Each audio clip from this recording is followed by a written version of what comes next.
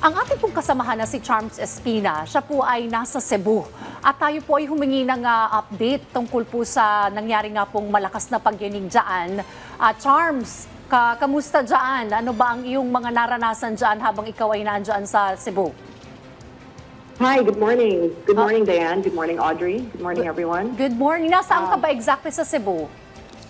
Yeah, I am actually about 1 to 2 hours away from the epicenter. I'm in Cebu City. So we felt not 6.9 or 6.7. It was about magnitude 6 here at Cebu City, which is still very strong. Alright. Yes. So, Charms, ikaw mismo naramdaman mo yung pagyanig dyan. At saka, gaano katagal yung naging pagyanig sa iyong karanasan?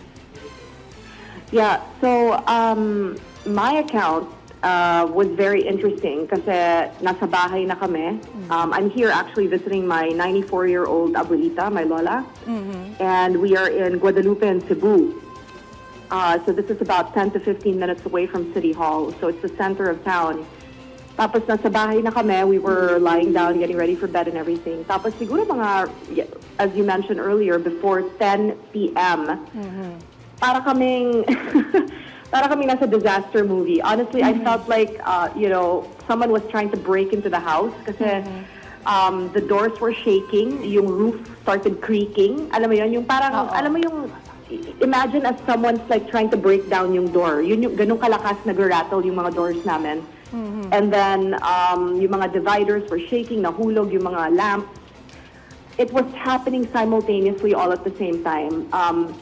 With increasing strongness, no, yung intensity ng earthquake. So, initially, akala namin may gustong pumasok sa bahay, pero it was shaking sa buong bahay. So, that's when we realized, hindi pala to, this is not someone trying to break into the house. This is an actual earthquake na sobrang lakas. Siguro it happened maybe less than a minute. It happened less than a minute or a little over it, but didn't last longer than that. Pero ano siya talaga, it was a violent earthquake because nakahiga ako and it was the kind of jolting na parang it's gonna throw you out of your bed. Ganun kalakas. Ganun kalakas siya. Okay, Charles, good morning. After nitong 6.7 na malakas na lindol na, o 6.9 rather na malakas na lindol na naramdaman nyo, pasado alas 10 ng gabi, sa mga sumunod na oras ba, nakaramdam pa kayo ng mga aftershocks? Yes, there were quite a number of aftershocks. I would say maybe, I myself felt a handful, maybe 3 to 5 aftershocks in the minutes that followed. Not as strong, pero nararamdaman pa rin. We were still shaking, as in umuuga pa rin yung bahay. And it was a very scary experience, no? Kasi when you have incidences like this, iniisip mo, ano ba talagang dapat gawin? Minsan nakakalimutan yung mga protocol, right? Kasi yung instinct mo is to run out of the house, save yourself, go out into open ground. Pero we were taught about to drop, cover, and hold. And of course, a part of you is also saying, should I get the things that I need? Pero syempre, you need to check on your loved ones.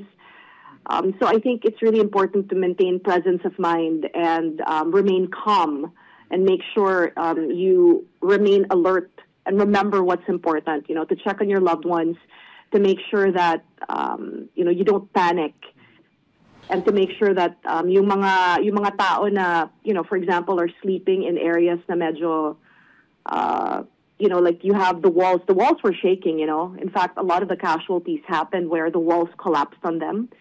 Yumayanig na walls, parang they just died in their sleep. So that was the first thing I did. I checked on my lola, I checked on yung mga kasamahan sa bahay, and we made sure that pumunta kami doon sa may terrace in an area na hindi masyadong closed off. So, and of course, we also made sure na yung mga fur babies namin sa bahay were safe. Actually, that's what I was telling Radyo Pilipinas a few hours ago when I was also interviewed. Na, animals have a sixth sense for these disasters. Kasi yung mga aso namin sa bahay, normally natutulog kasi yan sa loob ng bahay. But for some reason, maybe a few minutes to a couple of hours before it even happened. Ayaw talaga nila pumunta sa kwarto. All right. So, Charms, we felt like they knew it. Yeah. right. Charms, Joshua here. I hope everyone's okay there and Hello, everyone's Joshua. safe now.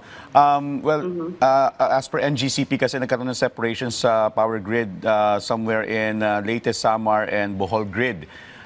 Cebu, Negros, Yeah. Panay grid. How's the power supply? May kuryente na ba kayo? Well, thankfully here in Cebu City, in our experience anyway, my first-hand account, we did not experience any power outages. There were the lights were flickering. There were first-hand accounts of the electric posts here swaying, but we did not have any power disturbances.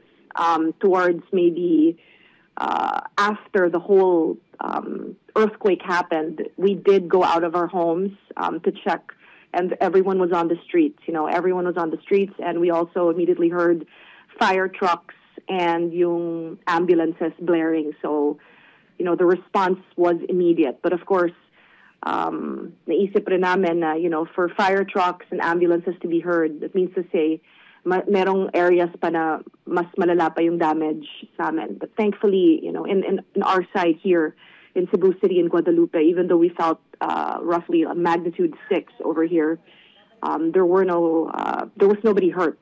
And, our house is still standing as we speak. So, yeah. All right, thank you so much, Charles. Balikan ka namin mamaya for more updates. We're praying for everyone's safety and sana okay lahat dyan. Maraming salamat. Thank you so much.